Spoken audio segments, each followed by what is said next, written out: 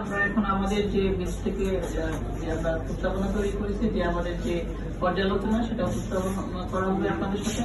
আমাদের এই আলোচনা অনুষ্ঠানটা মূলত আমাদের পক্ষ থেকে যে উপস্থাপনা, এই উপস্থাপনার পরে আপনারা প্রশ্ন করবেন। আমাদের এখানে প্রশ্ন উত্তর দেওয়ার জন্য রয়েছেন কর্মচারী ঐক্য পরিষদের পক্ষ থেকে AM সাইদ হোসেন, এখানে আমাদের যে অ্যালায়েন্স শ্রমিক অধিকার অ্যাডভোকেসি অ্যালায়েন্স এর পক্ষ থেকে রাজিকুজ্জামান রতন, আপনার সকলেই তাকে চিনেন।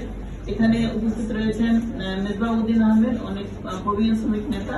মেজবা ভাই বিচের পক্ষ থেকে উত্তর দিবেন, এবং সুলতান ভাই তো রয়েছেন। এইখানে আমাদের বাংলাদেশ জাতীয় শ্রমিক ফেডারেশনের সভাপতি শাইমারা আছেন, কর্মজীবী নারীর প্রতিনিধি রয়েছেন রাজীব ভাই আছেন, এখানে আরো অনেকে আছেন। আপনারা শ্রমিক নিরাপত্তা ফোরামের পক্ষ থেকে উনি রাজীব ভাই এসেছেন। আর এখানে মানে মোট কথা আপনারা আপনাদের এই সম্পর্কিত প্রশ্নের উত্তর দেওয়ার জন্য বহুজনকেই পাবেন। তো ধন্যবাদ। দিয়ে আমি শুরু করতে অনুরোধ জানাচ্ছি মনিরুল ইসলামকে, আমাদের আজকে প্রস্তাবনা বিশ্লেষণ, বাজেট বিশ্লেষণ, প্রস্তাবনা এবং যে আমাদের দাবিসমূহ আমি রিড আউট করছি। আমাদের শ্রমিক নেতৃবৃন্দ আসলে এটা সম্পর্কে আপনাদের ভূমিকা বক্তব্য দিয়েছেন এবং তারা এটা সম্পর্কে বিস্তারিত কোশ্চেন অ্যান্সার দিন। আপনারা জানেন জনগণের বিপুল অংশগ্রহণ এবং শ্রমিক ছাত্র জনগণের একটি রক্তক্ষয়ী অভ্যুত্থানের গণতান্ত্রিক অভিযাত্রায় ধারাবাহিকতায় বর্তমান সরকার এটি প্রথম বাজেট। তো স্বাভাবিকভাবে এই বাজেটকে ঘিরে শ্রমিক, কৃষক সহ দেশের সকল মানুষের অনেক প্রত্যাশা। বর্তমানে বাংলাদেশের শ্রমজীবী মানুষ এক চরম প্রতিকূল পরিস্থিতির মধ্যে সময় অতিবাহিত করছে। প্রতিনিয়ত আমরা কারখানা বন্ধের এবং শ্রমিক ছাঁটের খবর পাচ্ছি। বকেয়া মজুরির দাবিতে শ্রমিকদের রাস্তায় অবরোধ করতে হচ্ছে। লক্ষ লক্ষ আউটসোর্সিং ও দৈনিক ভিত্তিক কর্মচারী জীবিকা ও চাকরির চরম অনিশ্চয়তায় দিন কাটাচ্ছে।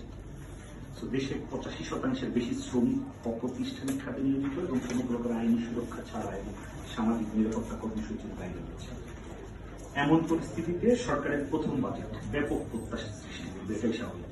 আমরা লক্ষ্য করেছি সরকার একটি বৃহৎ বাজেট প্রণয়ন করেছে এবং সেখানে সামাজিক নিরাপত্তা, কর্মসংস্থান, স্বাস্থ্য খাতে বরাদ্দ বৃদ্ধি হয়েছে, যা একটি ইতিবাচক পদক্ষেপ এবং আমরা এটিকে সাধুবাদ করি।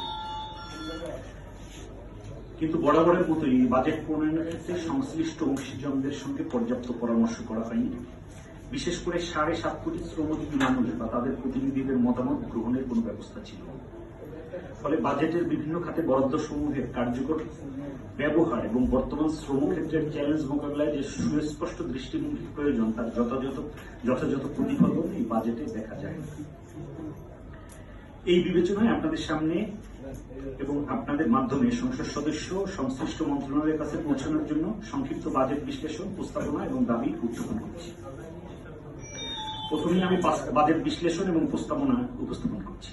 আমরা মনে করছি শ্রমিকের পার্সপেক্টিভ থেকে শ্রমিকের জন্য এই বাজেটে 6টি অধিকার থাকা উচিত। শ্রমিকের অনেক অগ্রাধিকার, কিন্তু এই বাজেটে আমরা আশা করেছিলাম যে 6টা অগ্রাধিকার বিবেচনা করে অন্তত এই বাজেটে আমরা রিফ্লেকশন দেখবো।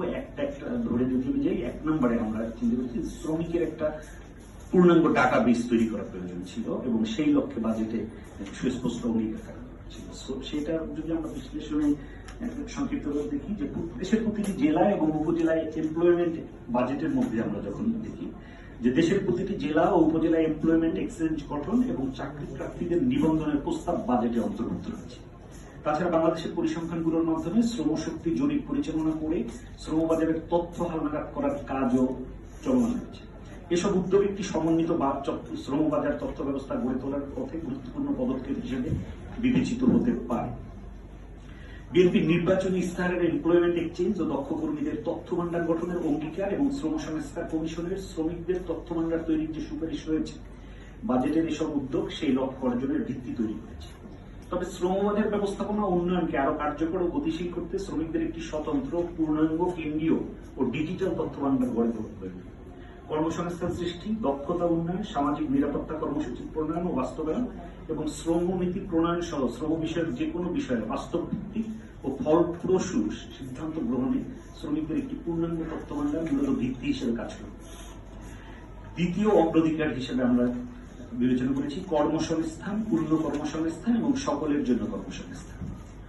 সো কর্মসংস্থান সৃষ্টি ও কর্মসংস্থান বান্ধব অর্থনৈতিক পরিবেশ গড়ে তুলতে বাজেটে উন্নয়ন ব্যয় বৃদ্ধি করা হয়েছে, অবকাঠামো উন্নয়ন, উৎপাদনশীল খাতে বিনিয়োগ সম্প্রসারণ, রুগ্ন শিল্প পুনরুজ্জীবন, রপ্তানি প্রক্রিয়া অঞ্চল এবং জামদানি পল্লী প্রতিষ্ঠা, সবুজ জ্বালানি এবং তথ্য প্রযুক্তি ভিত্তিক শিল্প বিনিয়োগ উৎসাহিত করার উদ্যোগ, নারী উদ্যোক্তা সহ নতুন উদ্যোক্তা সৃষ্টির উদ্যোগ, স্টার্ট আপ তহবিল গঠন এবং ফ্রিল্যান্সিং আয় করমুক্ত রাখার মতো গুরুত্বপূর্ণ উদ্যোগ গ্রহণ করা হয়েছে।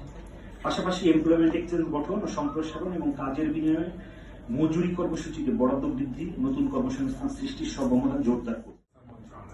তার বাজেট মনে হয় সবচেয়ে কম নাকি না নারী ও শিশু সবচেয়ে কম না?